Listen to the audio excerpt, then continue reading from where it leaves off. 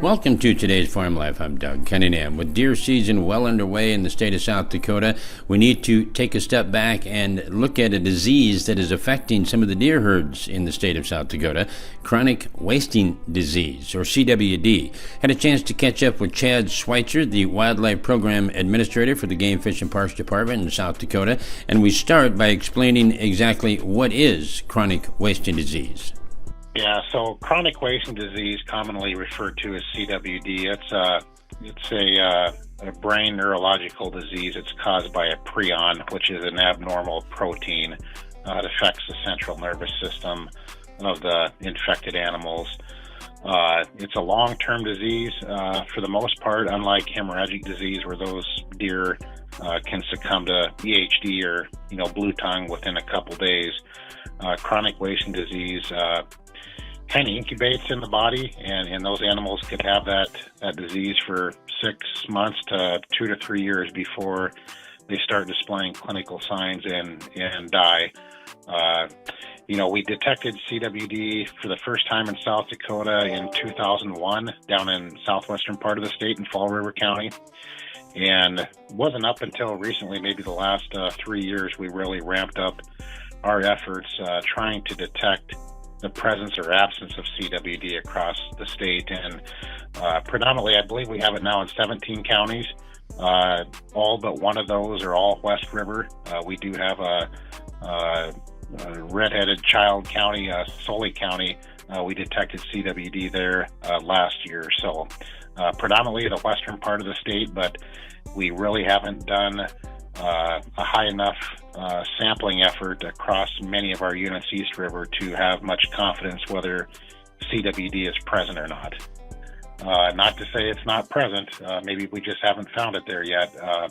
As far as hunters consuming deer that may come back or that do come back positive for chronic wasting disease, there's nothing in the literature, and I'll admit I'm not a medical doctor, so take this for what it's worth, but everything that we've read and we have a good network of professionals on this. There's been no known case of transmission of CWD to humans. Now, even though there has not been a detection or confirmation of that transmission across those species lines, the risk still could be there, and so we kind of urge on the side of caution and would probably recommend a hunter not to consume that meat.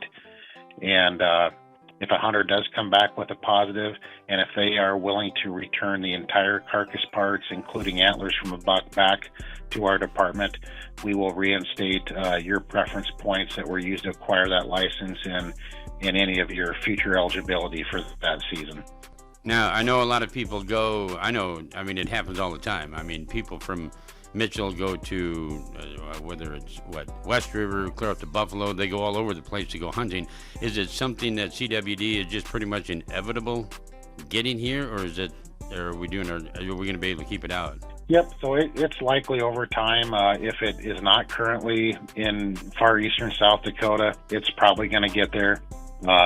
We have worked with our Game Fish and Parks Commission to implement regulations that now require anybody that transports a deer or elk outside of the county of harvest, all of those carcass remains have to end up in your waste, your dumpster with your waste management provider, if that's an allowable item, trash item, or with a permanent landfill. And we have a lot of that information, including where those permanent landfills are, on our website. Just go to go to gfmp.sd.gov and search for chronic wasting disease, and you'll be able to find that information. But we sent all firearm license holders a postcard in the mail in mid-October indicating, there are new regulations put in place.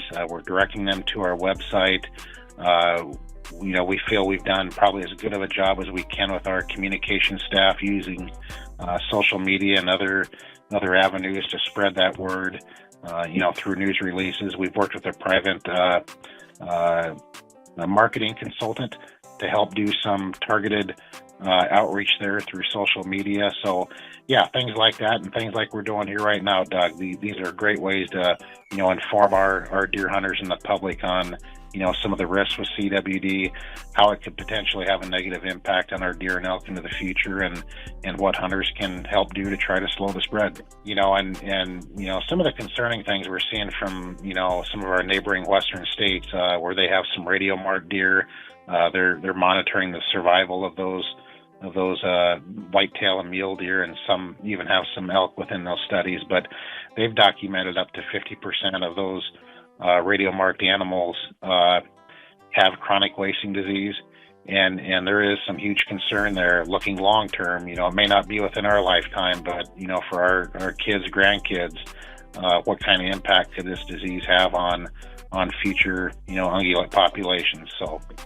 I guess one more thing that we should probably get out there. If anybody would like to get involved, or can we get involved, or is this just strictly a GF&P thing? Or as a hunter, I'm talking like landowners, or how can we get involved? Yep, great question. And this is much larger than a South Dakota game and fish effort. Obviously, we need to lead that effort because we're mandated by state law to manage wildlife here. But we know the importance of landowners when it comes to wildlife management.